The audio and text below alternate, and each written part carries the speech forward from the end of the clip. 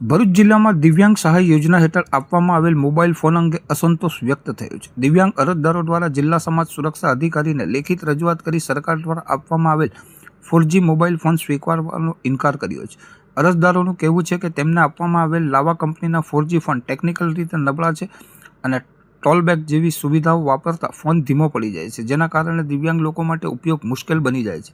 સાથે જ તેમણે જણાવ્યું હતું કે સરકાર દ્વારા પ્રતિ સાધન ₹20,000 સુધીનું બજેટ ફાળવવામાં આવ્યું છે, પરંતુ તે મુજબના આધુનિક 5G સ્માર્ટફોન આપવાને બદલે નીચી ગુણવત્તાના 4G ફોન આપવામાં આવ્યા છે, જેનાથી બજેટ અને વાસ્તવિક ખર્ચ વચ્ચે ગેરસમજ ઊભી થઈ છે.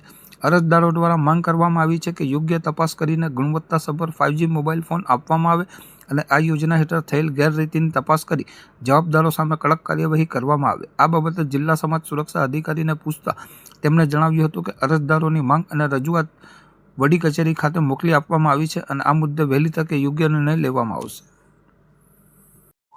મારું નામ ચૌહાણ સુનિલભાઈ મનહરભાઈ છે. હું ભરૂચ જિલ્લા અંકલેશ્વર તાલુકાના નવા ધંટોયા ગામથી આવું છું. હું પોતે દ્રષ્ટિહીન છું અને મારી સાથે અહીંયાથી 50 થી ઉપર બ્લાઇન્ડ મારા ભાઈઓ બહેનો છે. અને આજે સમાજ સુરક્ષાની ઓફિસે અમે બધા ભેગા થયા છે, કારણ કે સઘન સહાય યોજનાના ફોર્મ અમે ઓગસ્ટ 2025માં ભરેલા ઓનલાઈન અને સમાજ સુરક્ષામાંથી જ ભરવામાં આવેલા. અને આ ફોન વિતરણ ફેબ્રુઆરીમાં 12 ફેબ્રુઆરીના રોજ થયેલ, જેમાં અમને નીચલી કક્ષાના 409 છે લાંબા કંપનીના ચાઇના મોબાઈલ આપ્યા છે. એ અમારા માટે કોઈ ઉપયોગી નથી, અમને કોઈ કામ લાગે એવા નથી.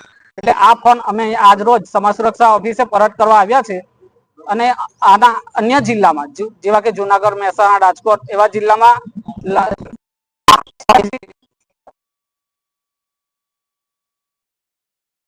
અમને પણ મળે એ માટે અમે આજે અહીંયા ભેગા થયા છે.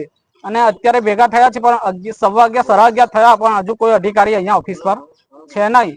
એટલે અમે માંગ કરીએ છીએ કે આ ફોન અમને 15 દિવસ સુધીમાં રિટર્ન થાય, નહીં તો પછી અમે ધરણા પર કલેક્ટર ઓફિસ બેસીશું.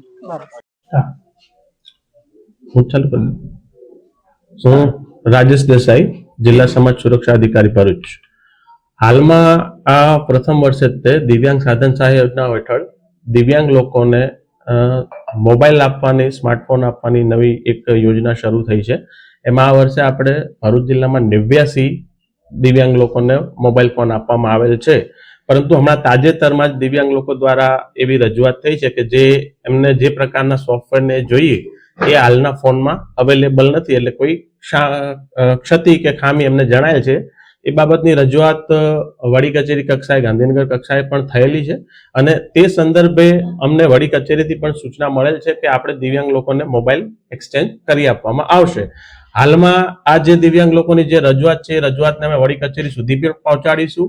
અને જ્યારે આ બીજા નવા ફોન અમને આપશે વડી કચેરીથી, જે બી સૂચના આવશે એ સૂચના અનુસાર અમને અમારી જોડે જો નવા મોબાઈલ આવશે, જ્યારે મતલબ લગભગ 10 થી 15 દિવસમાં મોબાઈલ આવી જવાને સૂચના છે, એ આવી જશે એટલે આપણે દિવ્યાંગ લોકોને તમામને કોન્ટેક્ટ કરીને એમનો જે જૂનો ફોન છે એમને નવા ફોન સાથે એક્સચેન્જ કરી આપવામાં આવશે.